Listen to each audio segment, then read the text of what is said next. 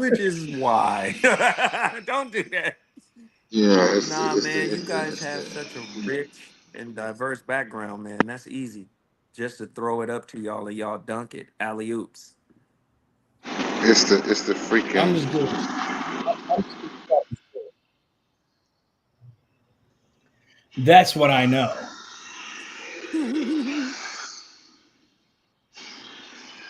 Hey, man. Hey, you better try to get a few more. Like, while we still got a few days left in here, you might as well come post with me. All right, because we only got a couple days Okay, left. we Huh? on. We on. We You on. We on. feel We me? on. We on.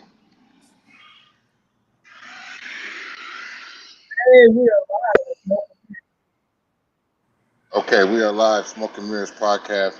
Partner delay, y'all. We had some technical difficulties with the internet, but it is solved now. Um, just getting my camera together right here. And I got the good brother Zoe Williams on, the good brother Chase Infinite, aka Cigars Bro, Infinite. but here's a funny And thing. Zoe got some uh, haters. You be having comments to be like, Zoe gay. I got haters. What happened? Zoe got haters? Zoe, Well, you ain't loved unless you got some haters. Oh, I do have haters though, for sure. Hold on, I'm getting my camera demonstration. yes. It's all right. Zoe, the way your breath smells, the last shit you should be doing is smoking. Who the fuck is this? Bruce Tucker. Who I the have fuck no is Bruce idea, man. But I Wait, is this definitely on the have Smoking Mirrors they haters. saying this, bro? Yeah, they in the chat. They're in the chat. I'm looking at this shit in real time. This is fucking hilarious. Cold as ice. Oh, it is ice. I love it though.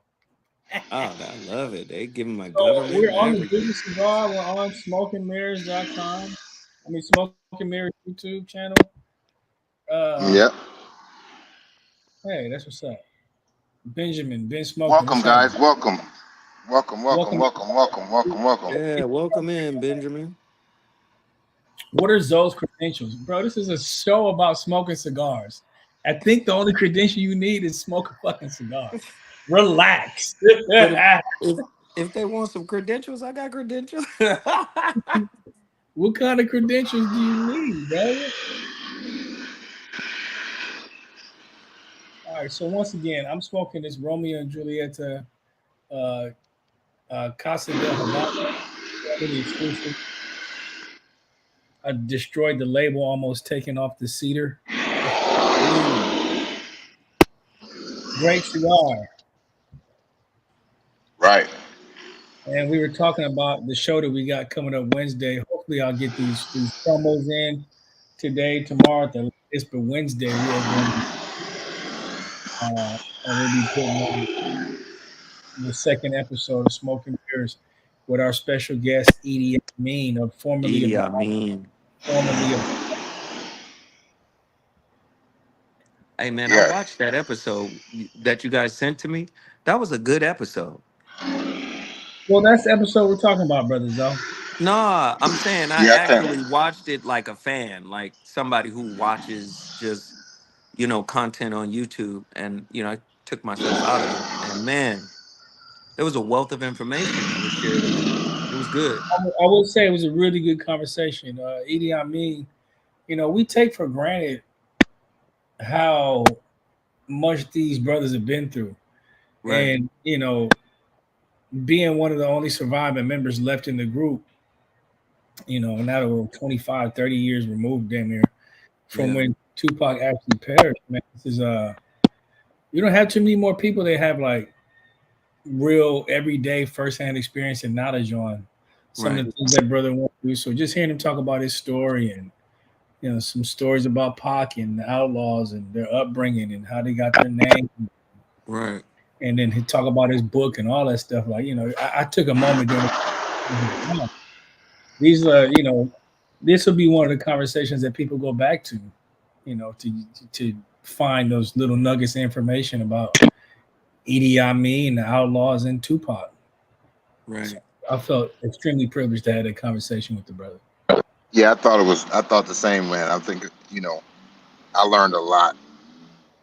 I mean, our first guest, Crook, kind of touched on a couple of things, but I really learned a lot from that conversation, man. It was really dope.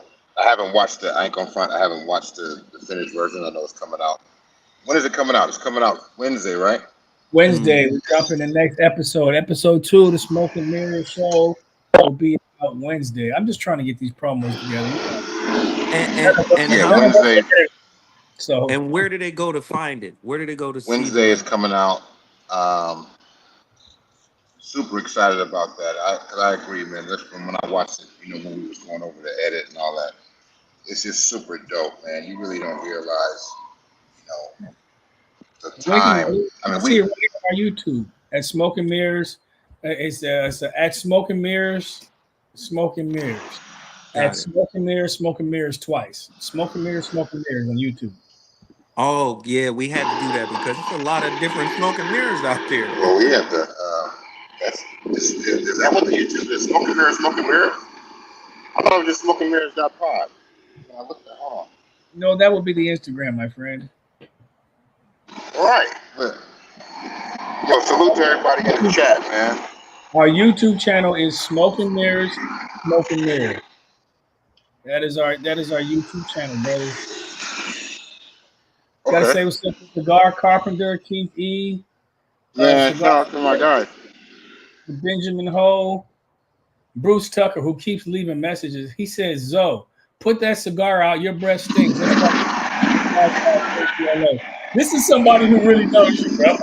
No, they don't know me. That's a troll, and you Hold on probably one should second, stop bro. reading what they saying. That's a Hold on one troll, second. bruh. I have trolls How do they know you spray Lysol at KBLA? because you can see me doing it on my YouTube channel. In other words, they watch my show. That's what happens when you're a celebrity. Exactly. I don't know what Marvin. So every Marvin, you time, gotta mute your listen, background noise, 'cause this is every crazy. time you read his comment, you make him feel like he's a part of the conversation. What's up, Bruce Tucker? He feels like, oh, they're acknowledging me. I'm getting some attention from the greats. You know me. I egg all the BS. Yeah. What is Crondon doing? Hold on, I have to put y'all on pause. I'm moving. I'm setting my camera up, bro. Y'all can't. Hold on one second. You're gonna have to mute yourself because your background noise is crazy. Little noise ain't hurt nobody. Little noise ain't gonna hurt nobody. But let me ask you this. When he comes back, when Marvin comes back, but this is a question for the panel. What do you, out of all of the episodes that we've already shot, what do you think? What do you think is the best episode that we've done?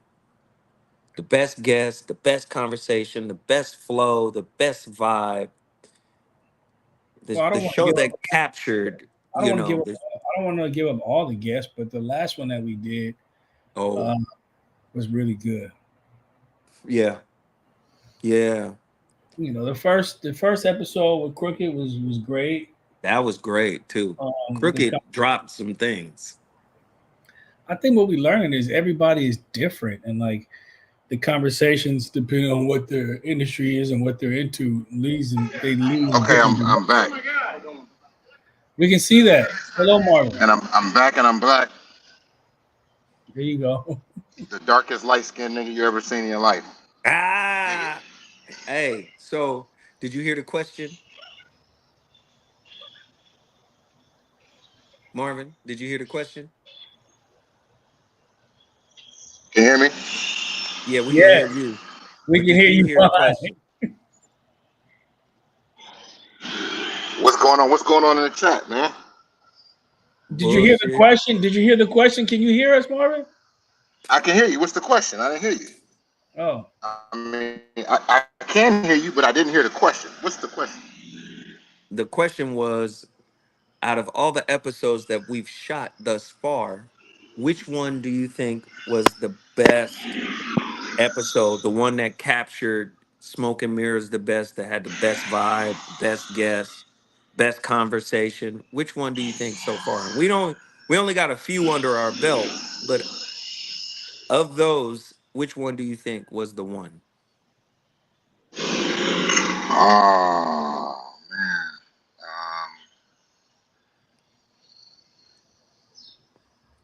Honestly, I I'd have to say the last one. We ain't gonna tell who it was, but I would say the last one to me. Yeah, that's what I was saying. This last conversation we I had would was say great. No, it was it was fire. great, and it was great. I'm excited for the world to hear it and see it. And I think, I mean, we just starting with this thing. This is an idea we came up with. You know what I'm saying? And we collectivized for a long time, and it was in the think tank. And a lot of cigars later, here we are. But I think they're getting better. So I think much like you've yet to smoke your best cigar. I think we've yet to have our best episode. But I would say that the last one. So I'll probably say that the next one we do, I'll say that one's the best. You know what I'm saying? Right, So I think they're just going to get. I think they're just going to get better and better. right. I'm cold as ice. I'm not even smoking yet. Talking to you jokers. What they saying in the chat, man? What's going on in the chat, fellas? We I just don't have a know. troll in the You're chat. burning the shit out that cigar.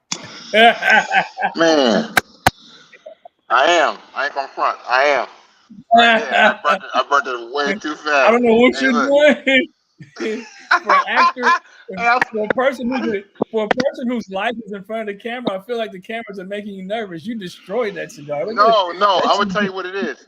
I'm gonna tell you what it is. That's hilarious, dude. You stupid, bro. Let me tell you. Let me tell you, bro. It's hot, man. I'm sitting outside, bro, and it's like 100 degrees where I'm at right now, and I'm trying to. I got like a little bit of shade. I got like a foot of shade, and I'm trying to make sure that the demonstration don't overheat. I don't want the demonstration to overheat, and I'm not trying to overheat because you think this is burning bad. I'll be burning bad. So Yeah. uh, This is yeah, great. but I know that I burn it. I don't even want to show you like the front. I don't even want to show you the front part of the cigar chase right now. No, I saw it. It looks like a s'mores. It's No, we terrible. saw it. I saw the I'm whole not even thing. going front. It's terrible. Really? That's why I told you. I said you're destroying that cigar. Turn it over. Let the people see. I know I'm destroying it. Just so they No, I'm know not gonna let the people see. it's not always perfect out here. This is what you don't do to a cigar, y'all. No, we Crazy. burnt the wrapper. And I smoked all day. I've been working out since early this morning, so I'm trying to enjoy my smoke with my brothers, man. You know what, y'all? I want to talk about one thing. I want to talk about, man. That'd be good is how we came up with the whole concept of smoke and mirrors and like the true meaning behind it. Because I see people is messing with it right now. Like I know, Zoe went ahead and he did a bootleg of the stream and put it on his page. And but we almost to 1,000 on our first one, and I'm really happy with that. I know Zoe's page has got a couple thousand, few thousand views as well. And I'm happy with that because this was just an idea that we came up with, to include our lifestyle into the culture of what we do as far as entertainment. You being a manager, Zoe being a radio personality, me being an actor, we all being rappers in our own right. You know what I'm saying? And especially me and you active in that scene. Hip hop and all of that, but then our love for cigars, we were able to translate that and mesh that together. I think is just dope. You know what I'm saying? And we've been getting a lot of love and warm welcome from the cigar community from day one, even before we even dropped this joint. You know what I'm saying? So, just want to talk about. I don't know where Zoe. I think it's just that. I think all of us working in separate industries, you being an actor, we working in the music industry, Zoe being someone who's actually a professional broadcaster every day and a relationship expert. I think, we all share a passion for tobacco, and that Yeah. sounds weird to people who don't smoke cigars. You're addicted to like cigarettes. Your background noise is crazy, Cha. Huh? Your background noise is crazy. They think in some ways you're addicted to tobacco or addicted to cigarettes, and that's not. As much as I smoke cigars, cigarettes still annoy the hell out of me. So I Right. think all of us just trying to find a way to, how about this? I've been doing the music industry for in the music industry, and I look for any opportunity to do something besides having to chase travel for a long. For me, this is about finding a way to break into a new industry, and if I can actually talk about cigars and get them free sometimes, and go to PCA and connect with people that are in the cigar world, is Right. No, what was interesting was Kron, I can you have been please mute yourself while you're not talking so we don't have to hear background noise? so what was interesting was I have been, I'm a member of this lounge here in Inglewood. I've been a member for 7 years. And I'm just in here smoking every day, working on my radio show and various other projects or whatever. And all of a sudden, one day, what was it, last year before last, Chase walk in. Right. And I ain't seen Chase in 25 years. Me and Chase, man, we were in the music industry, or he's still in the music industry, but we were young cats in the 90s, and we were from two different philosophical groups, religious groups. And it was always love when we saw each other, man, and we would always build. And it was just a beautiful thing. And then when I see him here 25 years later, it's like, you on cigars? I'm here every day. So we in here catching up. We in here reminiscing. And then we start talking about the potential of putting together a podcast. And I think it was Chase who came up with the name Smoke and Mirrors. I think that's you, Chase. That's all you. Yeah, but I didn't know there were 19 of them. So Yeah, but we were just in here brainstorming. And then you brought Marvin through here. And Marvin, man, that's a beautiful spirit, man. That's a beautiful soul. A lot of people don't know him. Man, I remember him in the 90s. He was way different than he is now. He has matured, he's evolved. And I'm telling you, man, he's elevated in every aspect of his life, man. And I just love to see it. We all have.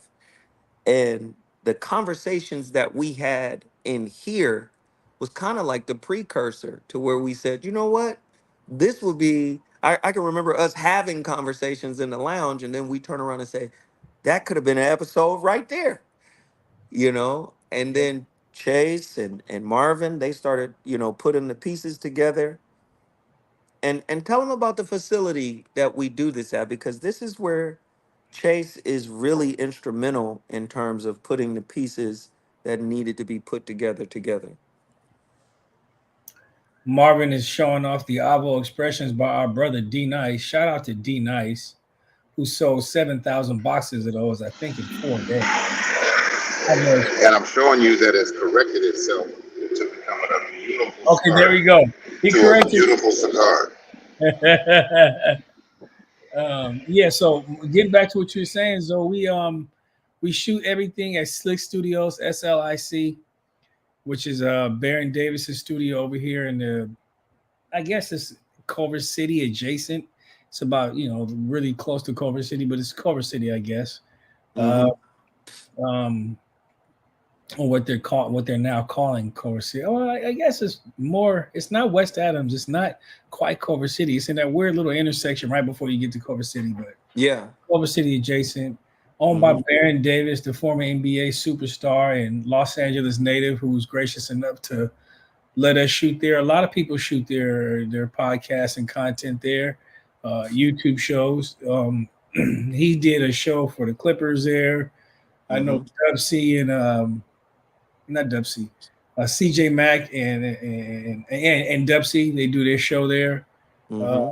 the Corner Store, or whatever. There's a bunch of different shows that actually shoot there, and it's a a recording studio, and he does everything there, man. He does parties, events, all types of stuff. So he lets us rearrange one of his main rooms into our personal lounge. So the Smoke and Mirrors private lounge, gets created, and we shoot some great content. And we gotta say thanks to my brother Federico, aka Seasick, who's an engineer and the producer of our show. He Fly put shit. he put together the crew, and brother Steven, and all the guys that really help us do it. And not even really help us; they actually do it. All we do is sit there and talk and bring cigars. But yeah, I just think with given that, and a lot of the guys who work with us, they have their own independent companies, and we basically stole or borrowed the same staff that our brother Talib Kweli has for his show Yeah. uh, at Uprock. So it's just everybody just coming together, and I think we saw a void in the marketplace for because as much as it is about cigars, it's not about cigars. Like we always say, smoke and mirrors is about everything isn't always what it seems, and we try to have conversations that we try to duplicate the conversations that we have inside of cigar lounges. When it's right, we talking about everything from religion to women to our children to Politics, everything. Yeah, politics, man. what the weather is like.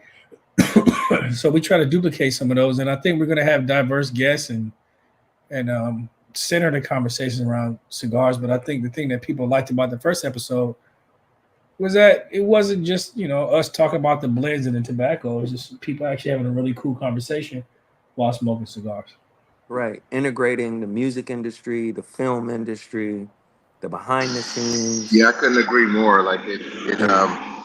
it's really it's like we have our own personal and private lounge that we let the world come into, as well as seeing the different relationships that that kind of or how cigars bring certain relationships together, Right. and again, things aren't always what they seem. So you would never know that somebody in a particular field or industry, or somebody that you love or admire, or inspired by, is actually a cigar lover like yourself. And like in those conversations, Right. kind of go anywhere and go all over the place and cover the map. Like I know the one that we're dropping on Wednesday with Edie Amin. I'm really excited for the world to see that, because it goes really, we get really deep, not only in his story, but then how the Outlaws came together. And if you're a fan of Tupac, you know how instrumental the Outlaws are in his legacy and career. Yeah, I'm just looking forward to having more conversations like that. I'm really, you know, why I know me and Chase, we were talking a lot about starting doing lives like this, because you know the conversations, like Zoe was saying before, that we just have as brothers in the lounge or on the Yeah. phone, or like I know we got a group chat that we're on every day, and like all of those things, I think are really important too, because even like I say, just talking,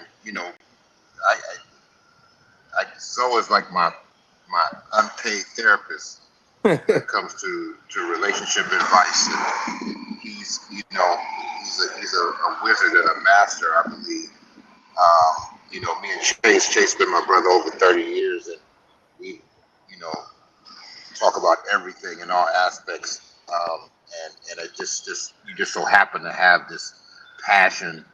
I mean, we share the same passions about a lot of things, whether it be life or spirituality or parenthood or manhood, and it's just beautiful that cigars is like the nucleus of all that Yeah. kind of makes some of these sometimes sensitive topics and subjects, it makes it all fun. You know what I'm saying? Yeah. Yeah. It's like the glue. It's like the glue that holds it all together, that binds us together in a lot of ways. Because as passionate as we are about our particular professions, we're equally or probably even more so passionate about the leaf, about the cigars. So it's always a beautiful segue to be like, yo, Kron, what you smoking? And Kron will be like, yo, man, or we'll post a picture of something and be like, I ain't never had that, or something like that. So it is definitely the glue that binds us, man. And I think that's fly. I think that's real fly.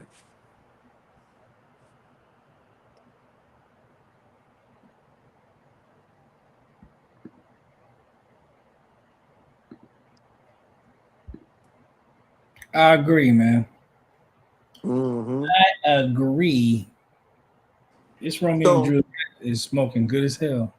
let me ask you this question real quick, both of you guys. Like, where do you see this thing going in terms of, potential guests, potential discussions that we might want to engage in?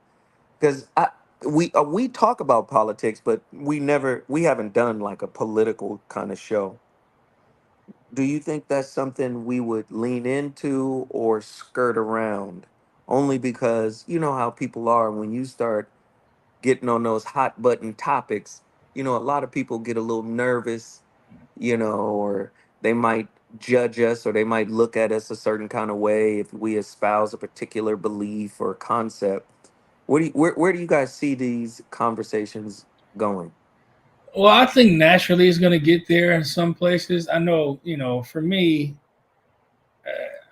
I spent so many years representing my point of view. So I had such a hard line perspective or way of representing my beliefs. And I guess the older I get, I'm a little more hesitant just to completely put that out there because personal beliefs and how you feel about certain things. Some things need to be spoke on, right? Just Mhm. period. And sometimes being silent on certain issues or certain topics makes you complicit. Um, Mm, just and I do believe that, but also, and I don't have a fear of being ostracized within my community professionally or anything like that. I just feel like, you know, when I come to a cigar lounge, even when we argue with brothers and sisters about, I argue with Eric Holly, you who's on. argue with Eric Holly every time you Yeah, see but it's him. but it's about but it's about LeBron James's greatness. Right. I'm not. If we were getting a discussion about religion and or politics, me. At some point, I'll just stop and be like, okay, brother, like Yeah, because yeah, yeah, yeah, yeah. I don't want to.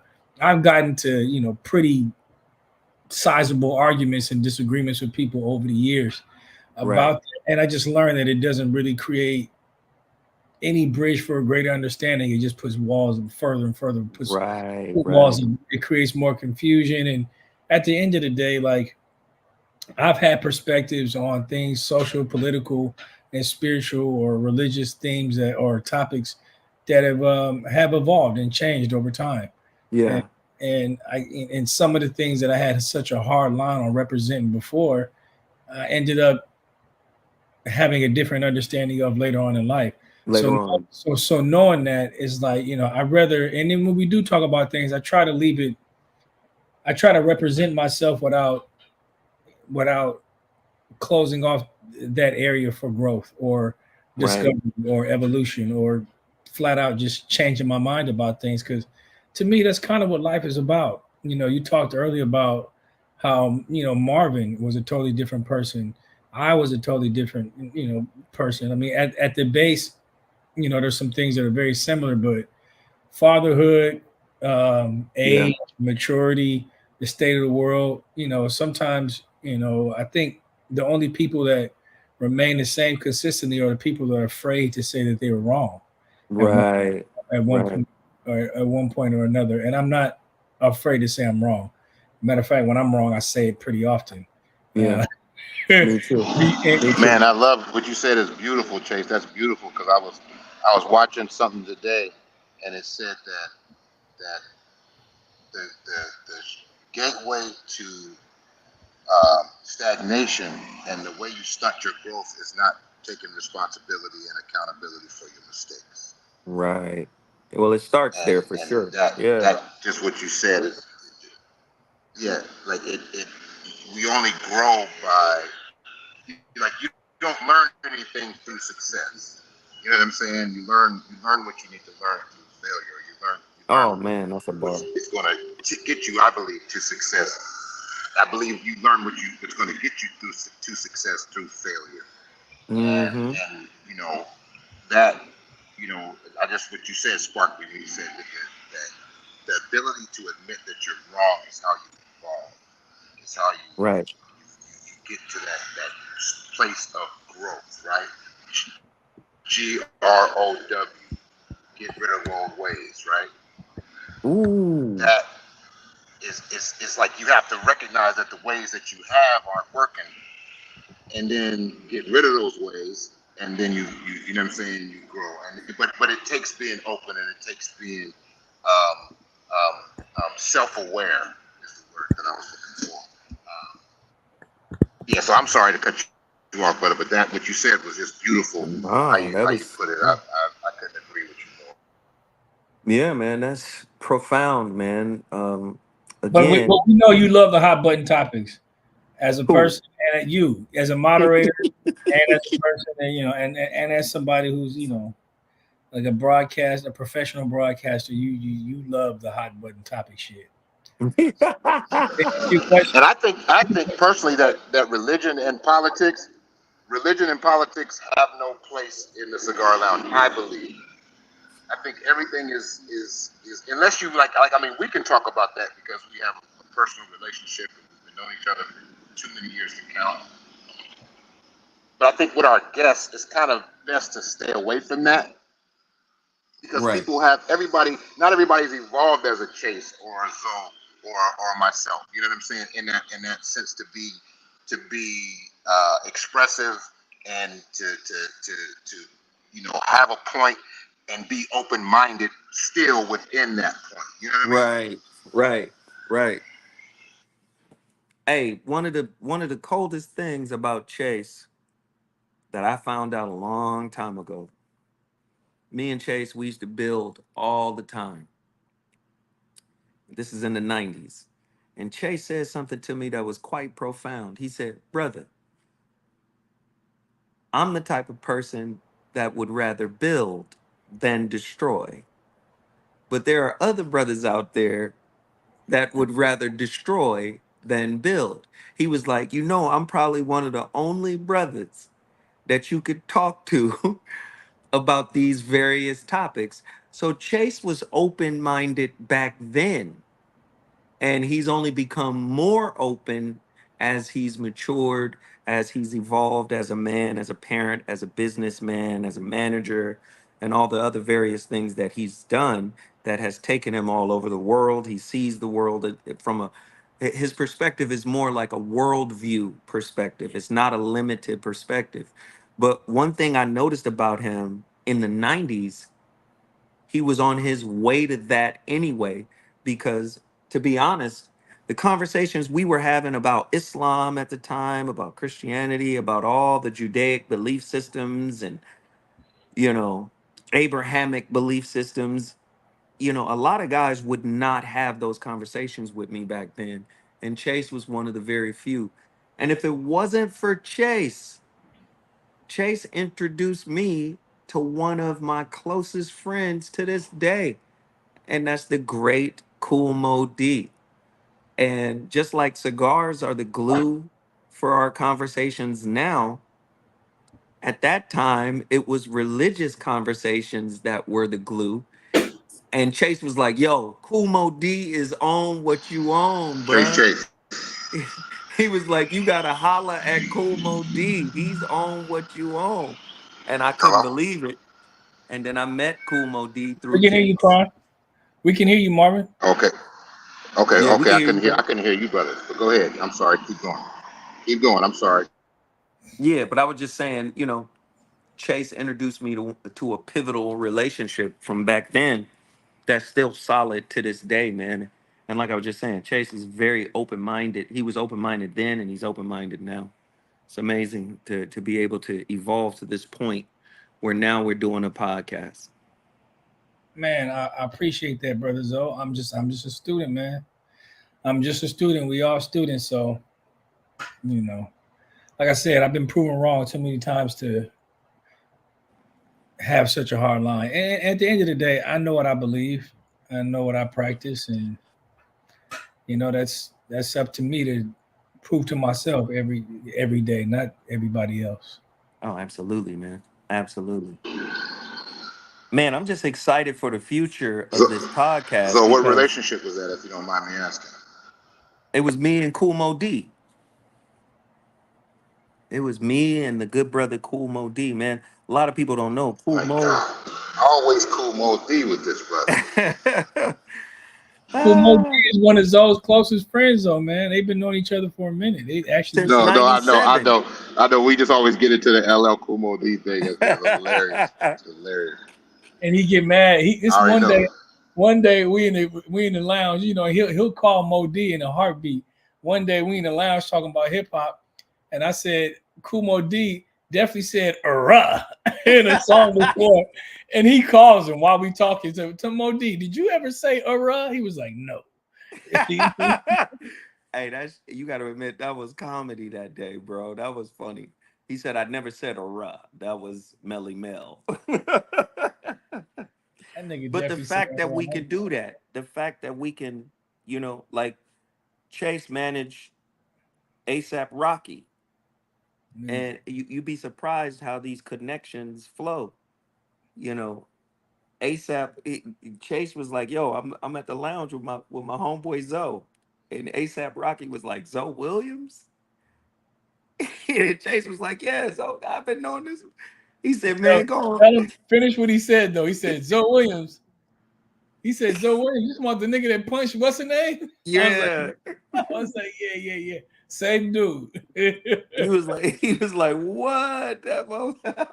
So that was funny that all of this music, all of this culture that we've been a part of since the early '90s, man, even before, is still kind of like a through line to why we're able to have such rich and diverse discussions. Yo, I hate to keep mentioning this shit, but this guy Bruce Tucker is going crazy in the chat. Okay, he said, "Can I just read some of this shit? This is hilarious." Nah, that's what I'm telling you. I'm gonna tell you who he is. I'm gonna Okay. tell you who he is after we get off. But what you don't want to do is give a troll like this any attention because that's why he's here. I promoted it on my Zoe What morning show that we would be doing Oh, live. okay. So you That's got your. he.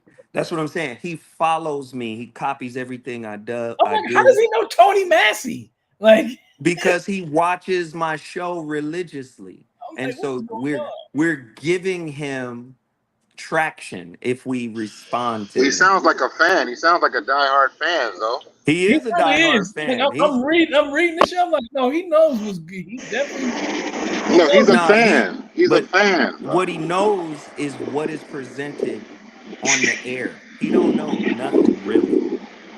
He's a parrot, and all we're doing is giving him fuel to keep talking. I'm the worst because I will give.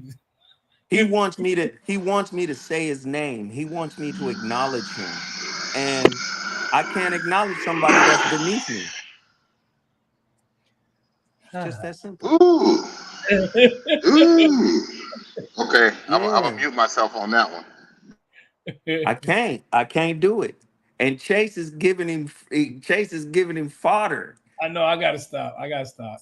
You I'm know what I'm guilty. saying? I wouldn't acknowledge. I never acknowledged this dude, and he used But to be a Chase is fan. a proprietor.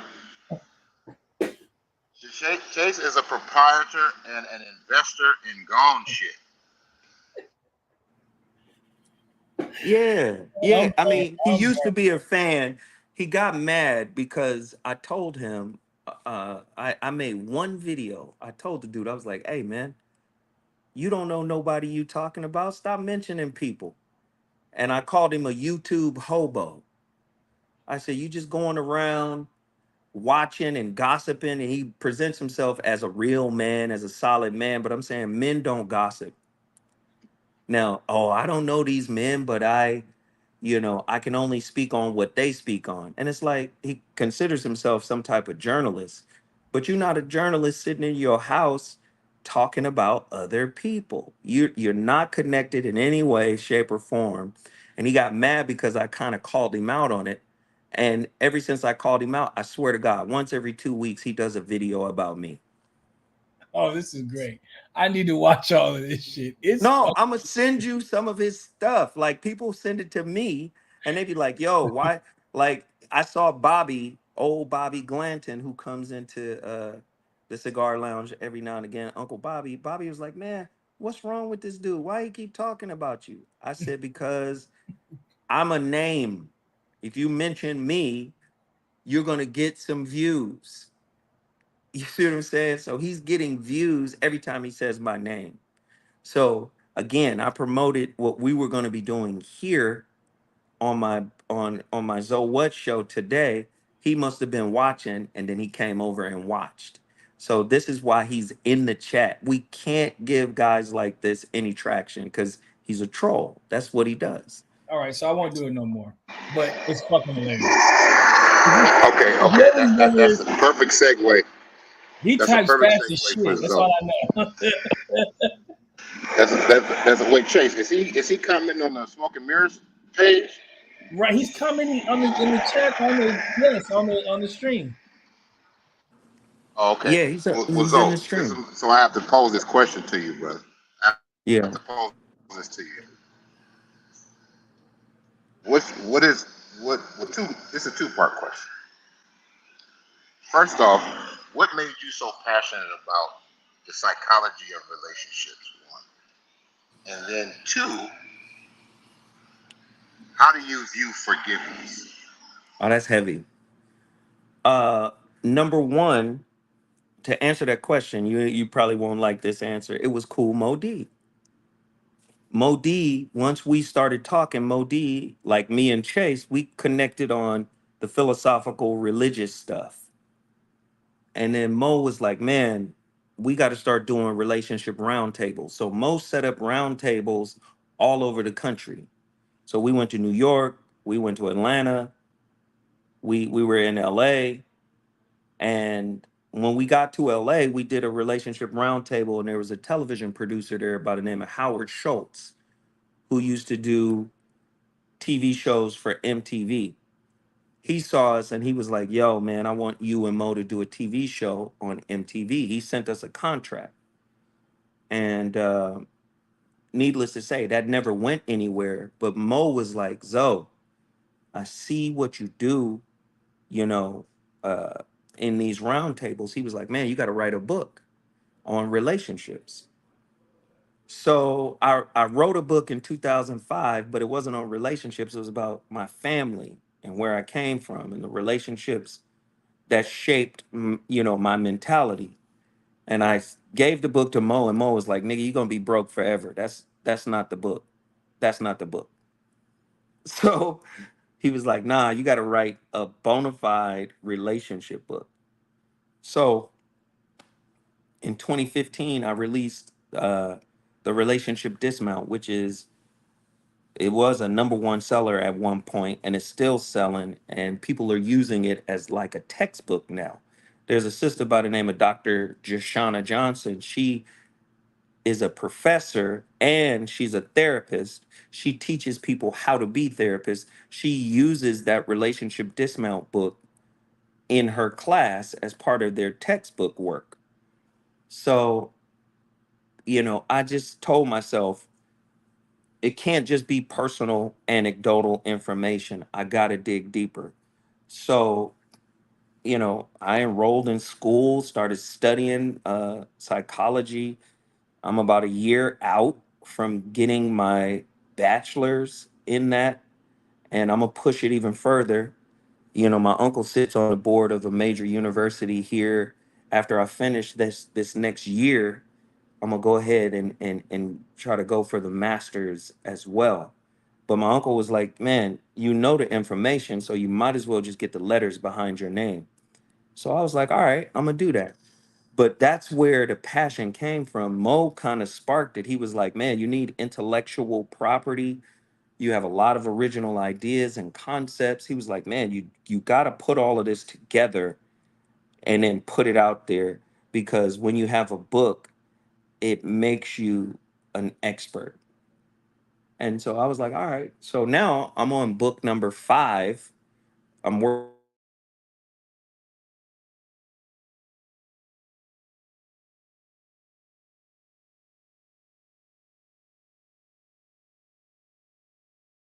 like one layer between me, like Michael Rubin.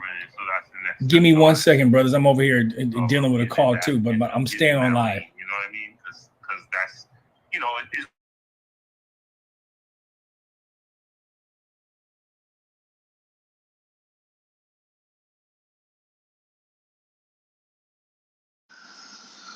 I don't know where the brother Zoe went. We lost him. He'll chime back in.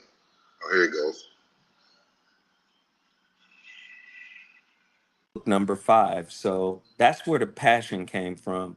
And like I said, I was transitioning away from the music industry, and that's when I really got into the philosophical and psychological side of relationships.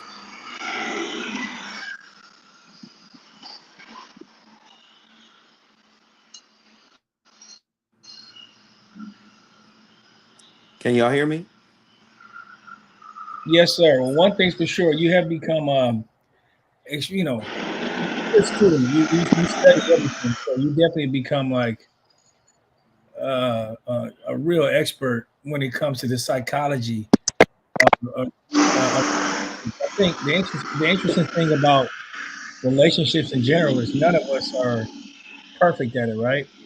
But I think the amount of time and energy you put into studying individuals and how your individual personality affects relationships is pretty unique, man. I never really heard anybody with those types of perspectives.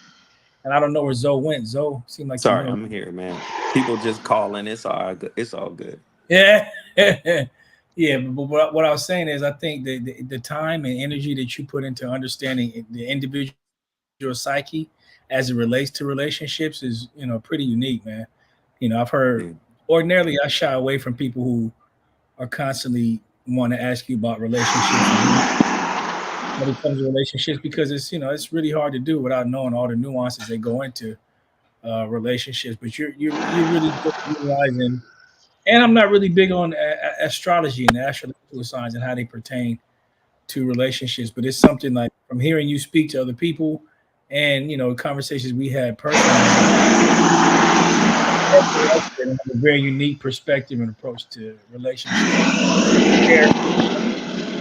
Uh, Nah, and you funny with it, Chase, because I remember when the young brother came in here and he was dealing with a woman that he believed to be narcissistic, and we walked him through that whole process, and then Marvin joined. And that was an amazing, man, that was an amazing discussion here in the cigar lounge, man. I wish we would have recorded that because we really peeled that one back, yo. we yeah, we brother really got Blanco, into that brother one. Blanco. Yeah, Yeah, that was cold. yeah, that was an interesting conversation. That was something else. Yeah. But it happens pretty often, though. Like when we get together, like we have all these. Um, I don't know. It's like these points of revelation points, because I often hear you talk to people and it kind of exposes something for myself.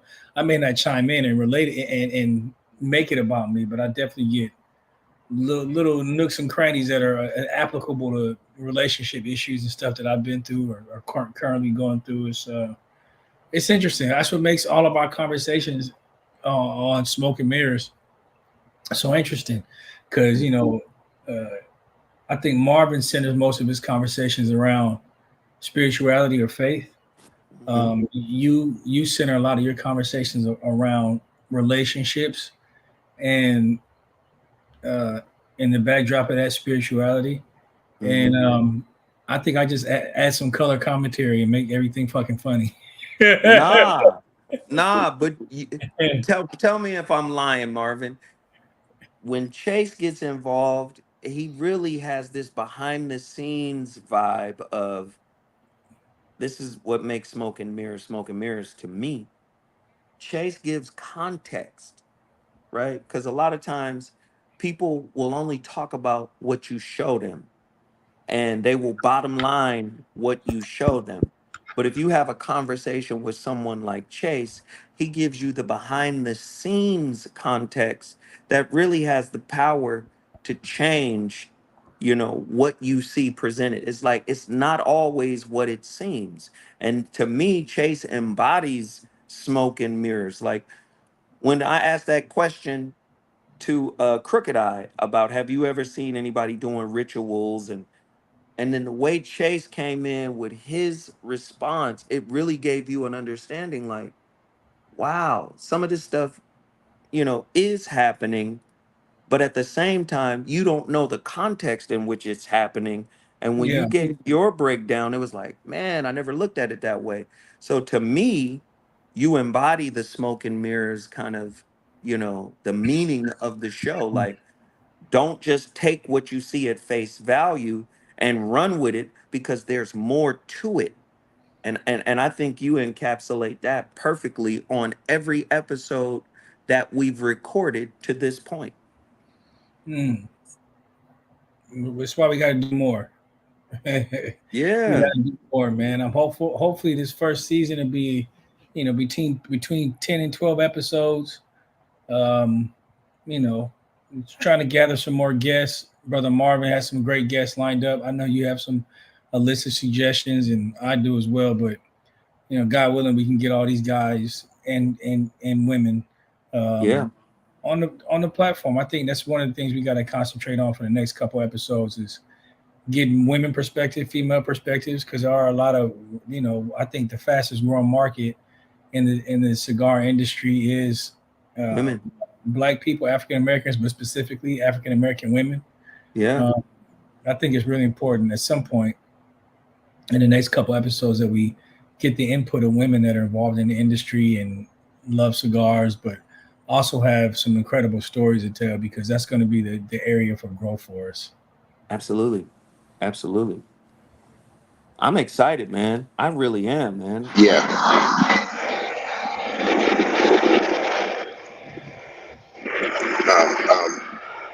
Okay, so there's another part of that question, and I agree with everything you're saying about Chase. That's my brother.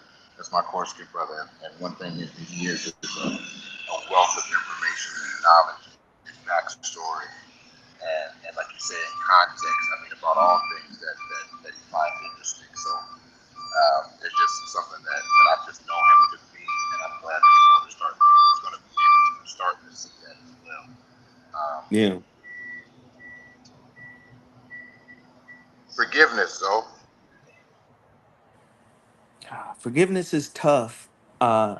The reason why it's so difficult to forgive people is because you got to remember you remember you've heard that old saying, people don't remember what you did for them, they remember how you made them feel. They don't remember what you said to them, they remember how you made them feel. And a lot of that is coming from early childhood wounds, right?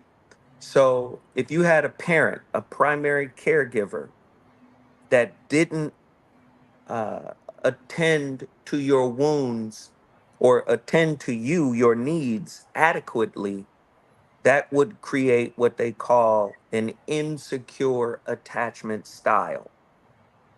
So attachment styles come from John Bowlby. He was a psychiatrist out of England, out of the UK, and he came up with a concept called attachment theory. There's four attachment styles, but only one of them is secure, right? The rest of the other three are insecure. And so you have anxious preoccupied, you have dismissive avoidant, you have fearful avoidant, or what is known as disorganized. When you're anxious preoccupied, that's a parent who didn't acknowledge the good that you did. So those children develop something that is called a worthiness wound, or what can be considered uh, codependent or self love deficient, according to Ross Rosenberg, who wrote a book called The Human Magnet Syndrome. So what happens is they become the chasers in their adult relationships. They become the fixers. They become the person who jumps through hoops to try to maintain the happiness of another. They learned that from their parent because that was the first person they sought worthiness from. Please acknowledge me. Please show me that I'm valuable. That's an anxious, preoccupied attachment style and is considered an insecure or maladaptive attachment style. Then you have the dismissive avoidant. Dismissive avoidants were raised in a household where the parent didn't acknowledge the full range, emotional range of the child. So it was a highly reward punishment situation where if you did something good or you expressed good emotions, they rewarded that. If they labeled whatever emotion you expressed as negative, they reprimanded you for that. A perfect example of that is when boys are raised, we're raised to suppress our emotions, not express them, not feel them. Boys aren't supposed to cry. Boys aren't supposed to, you soft, you're this, you're that. And what happens is you create a dismissive attachment style. And all that means is if I can't rely on my primary caregiver to acknowledge me even when I'm down, then I got to do it myself. So they call that self soothing. So you take, remember, all the attachment styles you take with you into your adult relationships.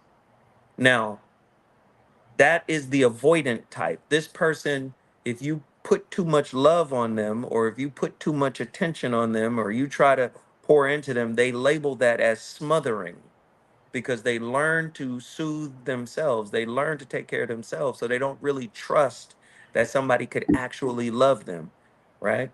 So they are the ones who pull away. They're the runners. If the anxious preoccupied is the chaser, the dismissive avoidant is the runner.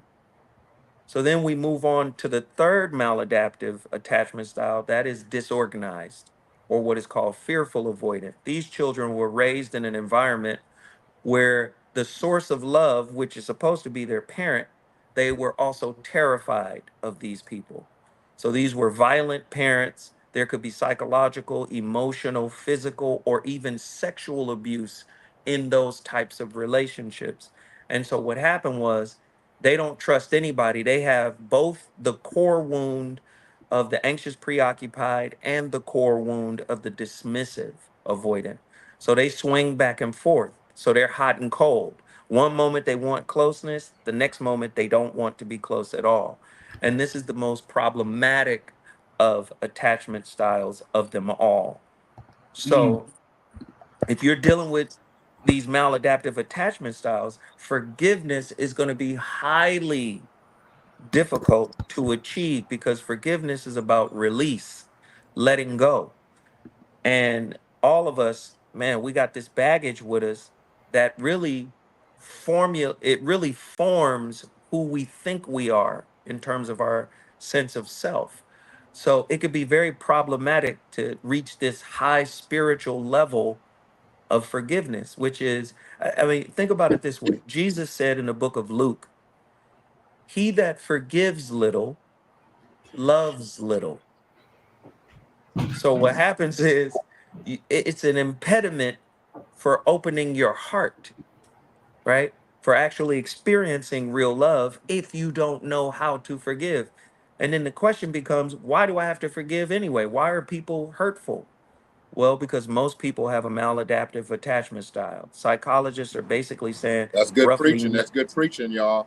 yeah, That's psychologists good say preaching. roughly 90% of people have a maladaptive attachment style. So when you're in a relationship with somebody, you have to remember they're a work in progress. So you have to make space for them to make mistakes.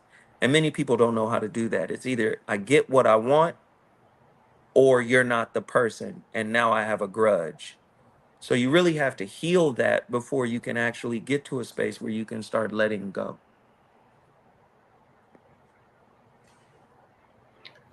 See, I told you he was an expert. I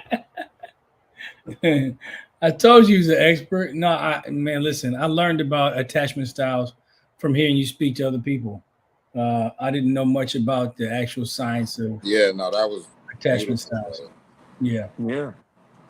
But it's a forgiveness is a high level of consciousness. Forgiveness is not about change behavior, right? You hear people saying, "Oh, Forgiveness, And and then you have to support forgiveness with change behavior. No, if you're with somebody that's very dangerous to you or that's hurtful to you, you got to let that person go. Forgiveness is not for them, forgiveness is for you, because many of us carry these. I heard Dr. Mark Goulston say it this way: we are always in search of the apology we never got. Sometimes you got to let the desire to get the apology you never got, you got to let that go, because oftentimes that stunts your spiritual growth. You got to be able to let it go. It's not for the person who hurt you, it's for the sanctity of your own heart.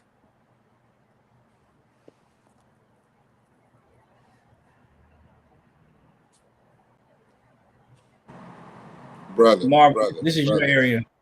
So Yes. you said something that was extremely profound.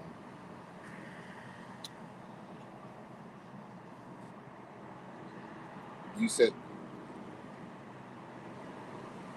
I want you to say it again, if you will, that we're all in search of the The, apology we never got. Or how'd you say it? The yeah, the forgiveness. apology we never got. That's why forgiveness is so difficult. Dr. Mark Goulston said it. He said the person who is incapable Yeah, of that's good. forgiving, he said, is also the person who is not worthy to be in intimate relationship. Because if you're dealing with a human being is going to falter at some point. And many of us carry these childhood wounds around. If you do any work or research in psychology, you'll find out that a lot of it has to do with what happened to you as a child or what didn't happen for you as a child. And you take these demands and expectations into intimate relationships, and these are the impediments for really experiencing unconditional love, or even for that matter, unconditional forgiveness. Everything is transactional, even our forgiveness. If I forgive you, you got to change. If I forgive you, you got to do this. If I forgive you, you got to let me hold this over your head.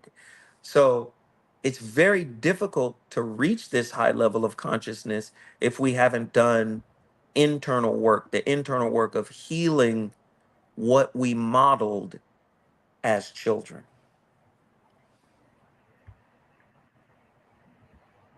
The apology we never got.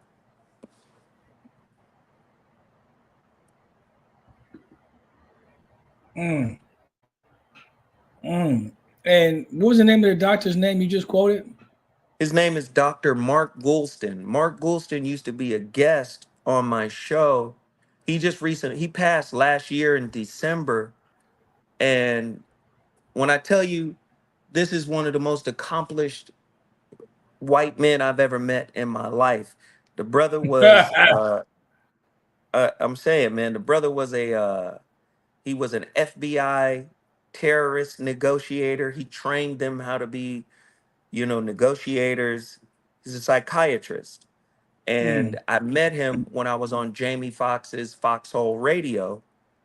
And I brought him on as a guest. He came on. He was like, man, I've been a therapist for 40 years. He said, man, you're a natural therapist. He said, don't let the study and all of that stuff make you think that's not what you are. He said, you're a natural therapist. He was like, bro, can we be friends? And I was like, absolutely. And then by 2012, I asked him to be a guest on my show. And he was like, man, I'm coming every week. I said, all right. And then what's beautiful is he also worked with my son, who's now a professional basketball player. He worked with my son Is because it just for me? I don't know what you're breaking up a little bit in what you're saying. I'm trying to really listen to what you're saying, but it's I breaking could up a be little bit. But breaking I don't up. know We if it's lost just for we me. lost Marvin, so I could be breaking up. Okay. Yeah. Okay. Now you back. I think. Yeah, but yeah, man, Sorry about that. Dr. G is what we called him. And what's so crazy about Dr. G? I put him in the room with Corey Holcomb. I put him in the room with all of these comedians, Jeff Brown, and he was able to deal with everybody's personality, man, in such a way, man. I learned a lot from him, and God rest his soul. He just passed in December from lymphoma. Good dude, though. Very The good doctor. dude. Yeah, that's the one who said many of us are in search of the apology we never received. You breaking up? You breaking up again? I know it's not just me. I don't know why you breaking up. Testing I think the one, two. connection maybe drove. The Yeah, connection at testing drove one, maybe two. slowed down a little bit. It could be. Yeah, it could be that. Testing one, two, one, For two. you too, Testing. Marvin.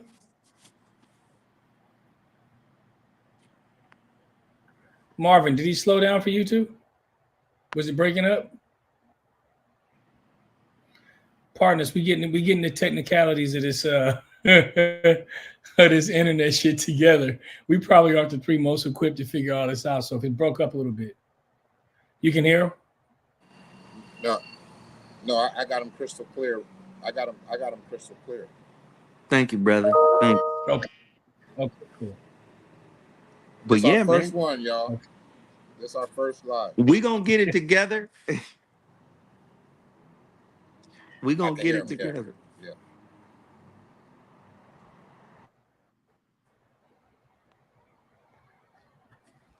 Yeah. Work, play hard Maybe it's says me then.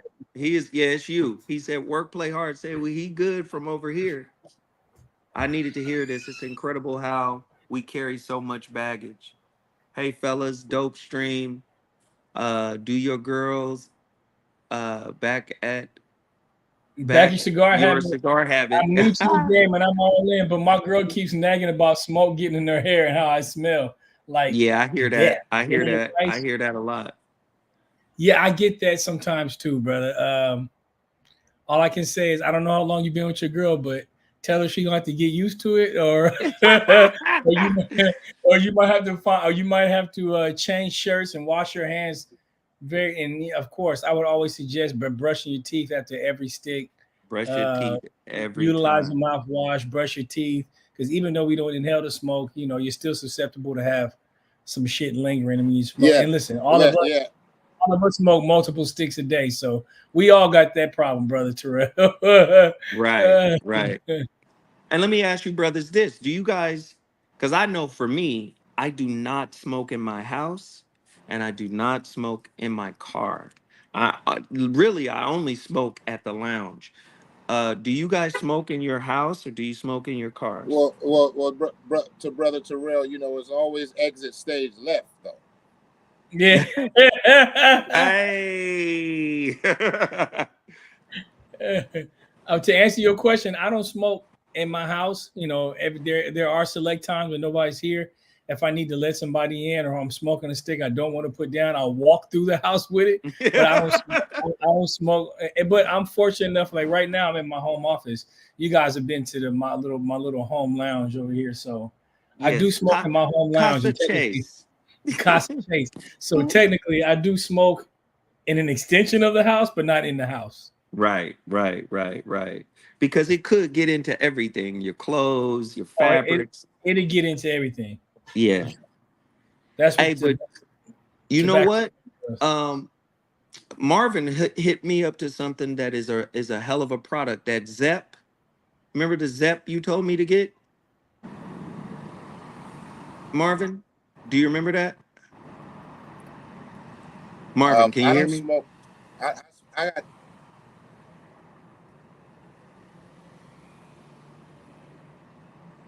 Go ahead, Marvin. Right. Do I? Can you hear me? Yeah, I can hear you, Yeah. bro. Yeah. Yeah, once you put me onto that Zep, I bought the Zep. Yes, I Man, can you hear you. man. I smoke. No, Zep is incredible. Yes. Uh, um, Zep is an incredible product.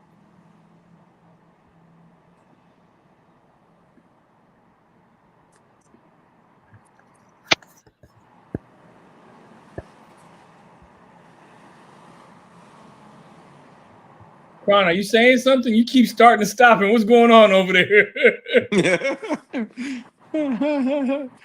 But I don't smoke. I don't smoke in my house. I do smoke on the balcony. I got 2 balconies at home, and I smoke Yes. on either one of the balconies.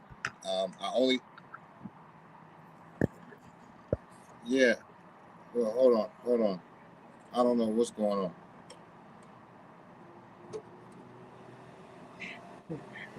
You just keep starting and stopping. We hear you fine. I don't know why you keep stopping. We can hear you, brother. And I don't smoke in the car. I do smoke in the car sometimes. I can't front. Nah, I can't smoke in my Yeah, car. I only just on can't long do it. trips will I smoke in the car.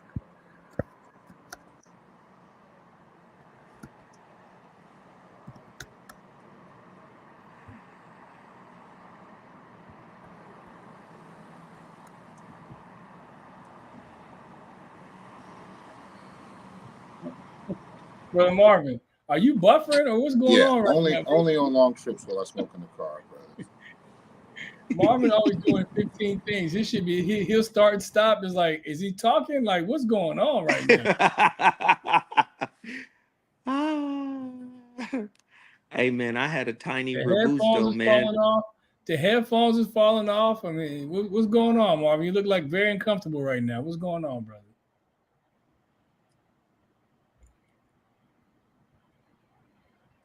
He must be a delay on what we're saying too, because he's answering everything like 2 minutes later. You answering? You know what you're giving me right now? It's Joe Biden vibes right now.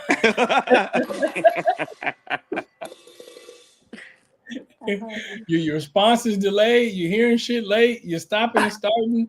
Looks like you're looking for something all the damn time. What's going on, Marvin Biden? Marvin Biden. Look, nice. Screen is froze. Man, you have to take these from the balcony, brother, at the house. Yeah, he got to go to the crib. He out You gotta go and to the about. crib. And listen, you are stupid. Can you hear me now? Am I good now, nigga? Yeah, yes, nigga. You are getting better. All right, nigga. All right, nigga. All right, nigga. Why I gotta be all that, brother?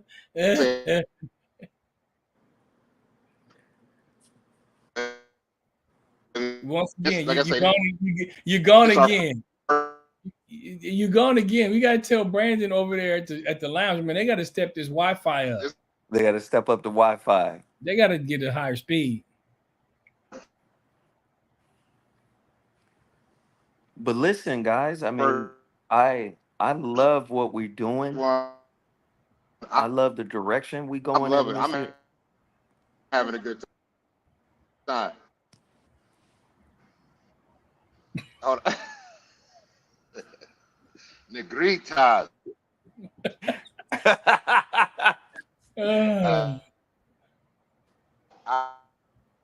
I'm having a good.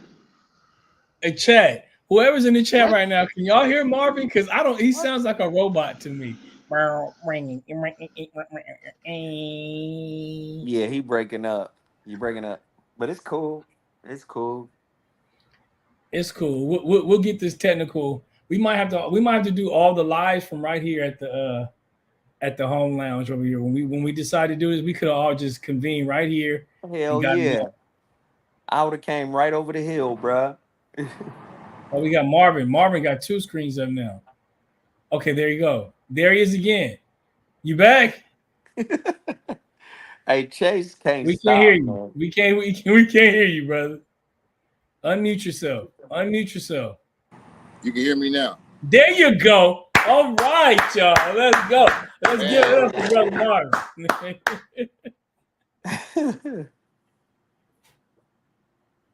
Oh, you muted yourself again. Unmute yourself. Unmute. There you go. Wi-Fi. All right, there we go. This Wi-Fi is brought to you by Joe Biden and Joe Biden. This is Biden Harris. Right. Oh my God. I'm Joe sorry. Biden be looking like he buffering. Like he just always like.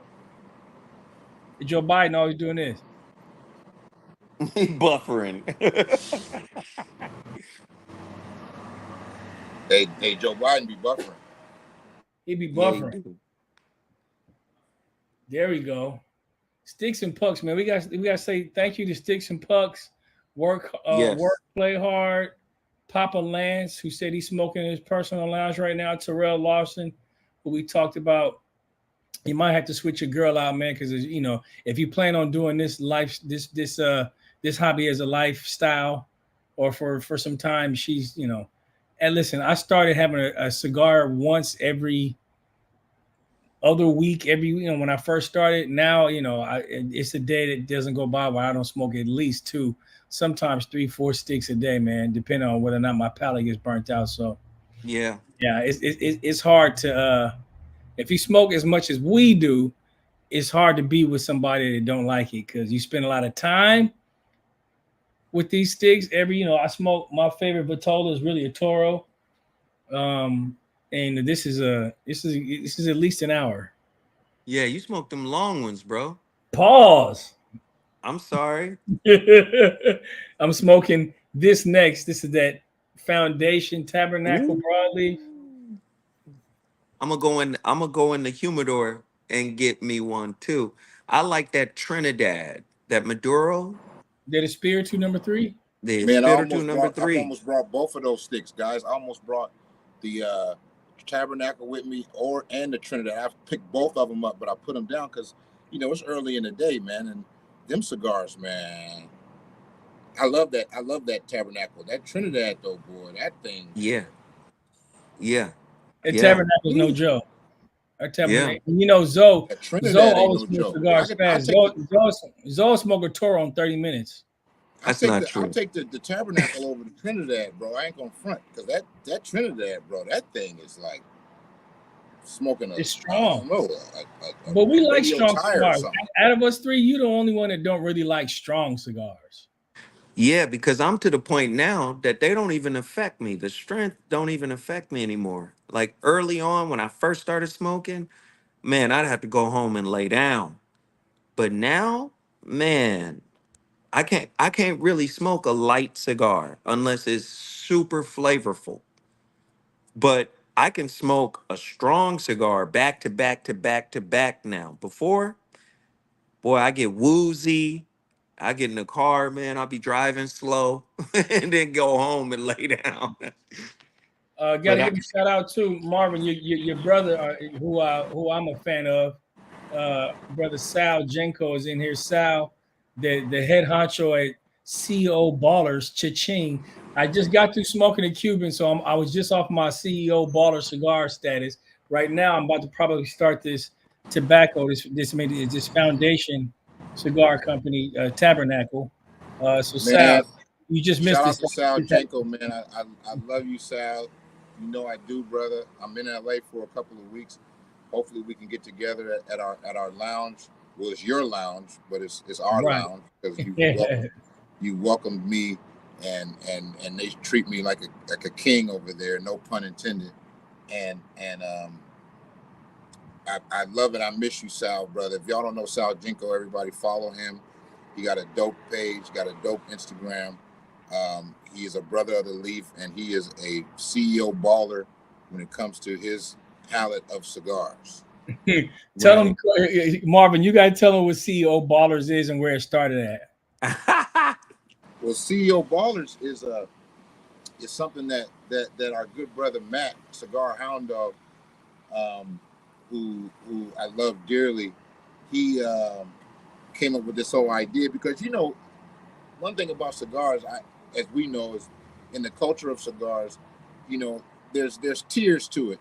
People that have just started smoking and just people who smoke as novice and smoke every now and then, celebratory times, weddings, graduations, championships, things like that. And then you got your everyday smokers like us who smoke not anything, but everything good. And it doesn't necessarily have to deal with a price tag or a particular company or whatever. We're just looking for a really good smoke, a flavorful and impactful smoke. And then you got certain people who, much like people who who only drive certain cars, only wear certain cologne, only wear certain shoes, only wear certain clothes, only live in certain neighborhoods, who just smoke cigars based off the price. And CEO it is baller. true. It is true, even in the world of cigars, that you get what you pay for, but it's not always true. Like it doesn't, like you can spend a lot of money on a cigar and it suck, and then you can spend no money on a cigar and it'd be the best cigar you ever had. Fantastic. You know what I'm saying? Yeah. So Matt, who's a cigar aficionado, an incredible reviewer. If you don't know Matt, Cigar Hound Dog, follow his page. He's a guy who, when I first started smoking, I would follow to find out what was good and what was not, what was even out, you know, things that I never heard of. I got a lot of information from him, and I'm blessed at this point to call him a friend.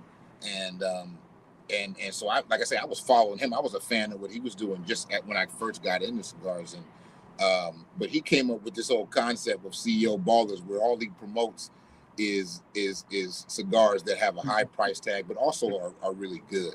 And it's became a joke in the community that we have of cigars. You know what I'm saying? Like when you're smoking something that's, you know, an Atabey or Byron or, you know, DeCrossier or a Cuban of sorts. You know what I'm saying? Or just, you know, LEs, you know, limited edition cigars that are hard to Some get. Padron, some of those Yeah, Pacific. Padron, yeah, Pacific, yeah. Man. That you're smoking a CEO Baller cigar, because, you know, them things ain't, you know, them things, one, are not easy to come by, and they're not cheap.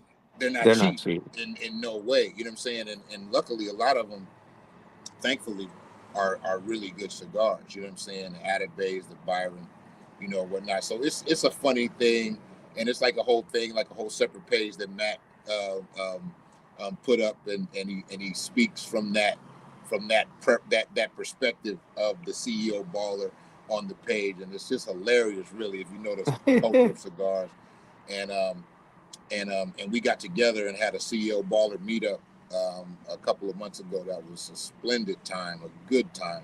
Man, I'm mad I missed out, man. There were some Black Ritos going around, and I was like, man, I can't get my hands on no fucking Black Ritos. I need some Black Ritos. Right. I need to figure out a place to buy some of those things, man. Whoa. Well, it's funny you say that, Chase, because what I was thinking is the next one, I would like us to host it, you know, or one of them. You know, I know we got the inside to a new private club that's definitely a CEO Baller club that we're going to tomorrow.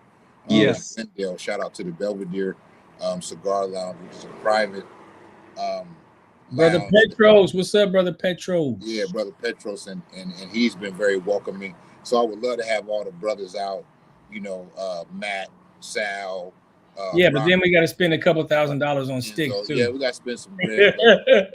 You know, it ain't no thing. It'll be a beautiful time and fellowship, you know, with the brothers. But shout out to the good brother Sal for checking in, man. For sure. Yeah, man. We got Sal. Sal say good afternoon, fellas.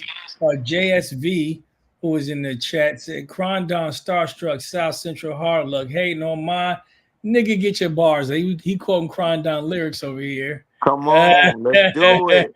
Let's do it. The next full episode is coming out Wednesday, Sticks and Pucks. We're putting this out Wednesday. I was waiting on some shorts, because shorts are the way that you actually drive traffic.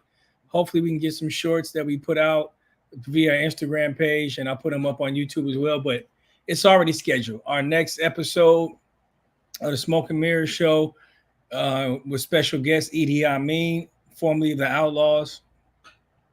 We talked to him about his cigar journey, what got him into cigars, his new book, Street Fame, which is available through Amazon right now. His life growing up in Brooklyn before he came to the West Coast, his relationship with Tupac and Tupac's family. So many things, man. And we laughed and had some really good jokes. We actually filmed it during Black History Month in February, so you'll hear some references to Black History Month in there that are pretty hilarious. But the next episode will come out Wednesday, and we got another one coming out after that, and we'll try to shorten the time in between episodes. We don't have a schedule release schedule just yet, but you know, hopefully you guys stay with us and continue to subscribe to the channel. Check back with us as we start to add more content on here, because I think it's all of our desire to not only create a compelling show, but make space within the cigar industry to do more, because we realize that the problem is really marketing. You can't Yes. advertise, which is why the show is not really about cigars, even though it is about cigars, because it's really just interesting conversations in a show with great interviews or just discussions, as we like to call them. Because I think we want to get to the point where we're working with more accessories companies, um, tobacco companies, helping them provide reviews and/or information for new smokers and people that are consider themselves aficionados, and then just bringing the world of pop culture or what we consider to be pop culture to the cigar industry. I had a really dope conversation via Instagram with the owner of um, Civil Pleasures, which is a boutique cigar company based out of New York, which is made by Joya of Nicaragua.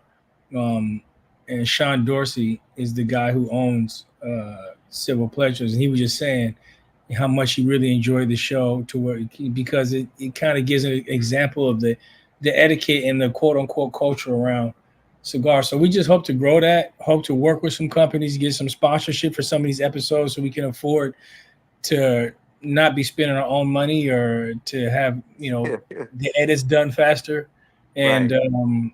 and do some broadcasts from remote locations too, so that when we go to some of these cigar shows and events, people can get an insight into this world, because all of us, we're no longer young men. We're young in the sense of the universe, but we're not all young men in terms of our life in these physical bodies. So I think right now this is probably the hobby that we all enjoy doing the most. Uh, Right. is smoking tobacco, man, smoking cigars and having conversations. I know myself, I visit several hundred a week. I know Marvin, we definitely, this. So we just want to bring more people into the fold, man, and create a community similar to some of the people that we're fans of. So, the infamous Smoke Show and Cigar Collective, Brother Yeah. Sal, Cigar Carpenter. All these guys are people that we watch as fans, and I think we just have something a little bit different to add to the landscape. Yeah. Absolutely. And what Absolutely. I would like to add to what Chase is saying, because he's right on the money. Like one thing that I love is and what I've learned is that there's no community when you talk about where we are in our journey in life and the age and stage that we're at. There's no community like the cigar community when you talk about camaraderie, when you talk about brotherhood, sisterhood, the love for this common thing, this hobby of ours, and how we're able to relate from so many different backgrounds and ethnicities and you know uh, ways of life, but we come together. This leaf brings us together in a way that's really beautiful, man. Like I've that experience, and of course, in certain communities, whether it be, uh, um, you know, religious, organizations or things like that. We come from hip hop. I'm in Hollywood and all these different things, but something that there's a level of purity and there's a level of openness and generosity that comes with the cigar community. I like to consider it a gentleman's sport, and Yes. gentlewomen's sport. It's like a sport, but for gentlemen only.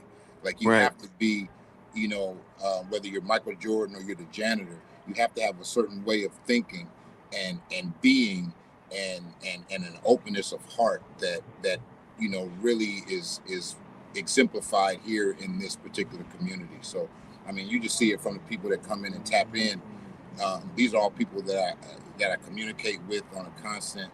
Um, we all got our own respective professions and lives and families and all that, but we meet here at this place of tobacco and our love for it, and it's like just being brothers, man, and sisters. And I think that's, to me, what is the most fulfilling of it. You know what I'm saying? I mean, we do our things. We got podcasts, and like my brother Chase was saying, we have aspirations of spreading the culture and making it more viable to popular cultures and entities. But the intimacy of the community, which reaches and spans far beyond us, is just something that's incredible, man, to be a part of, honestly.